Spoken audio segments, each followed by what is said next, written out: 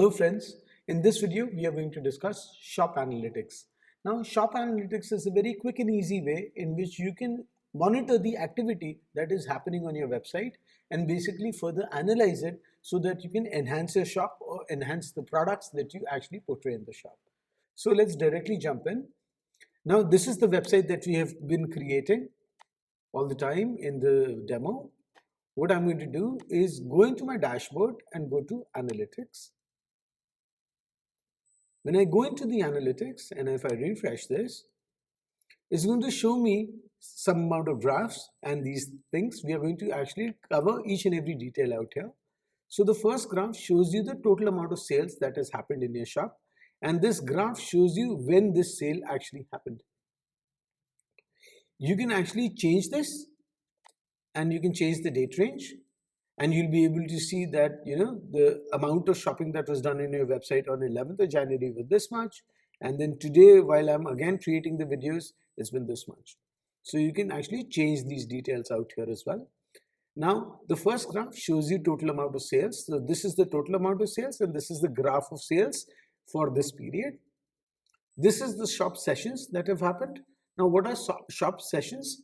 Every time a user logs into the system, it is counted as a session, and that is a unique session. So a person can have the same website open for a long period of time, but it will all be counted as a single session.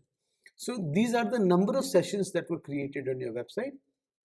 This is the total number of orders. Now this was the amount and this is the number of orders. So as we can see that on your website there are total number of 17 orders that have been placed for this date range of last 30 days.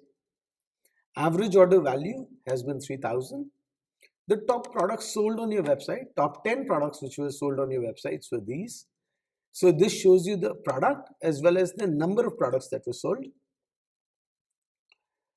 Top products that were opened on your website. Now this is different from sold because as you can see that the top product sold on the website was this, but the website, the product that was opened again and again on the website was this one. Now we'll go down. This shows you the number of times the website was opened from desktop and the number of times the website was opened from mobile. So this lets you understand your user behavior better. This also shows you which were the top landing pages of your website. So which pages were opened the most. As you can see, the main website was opened the most amount of times, which is generally the case.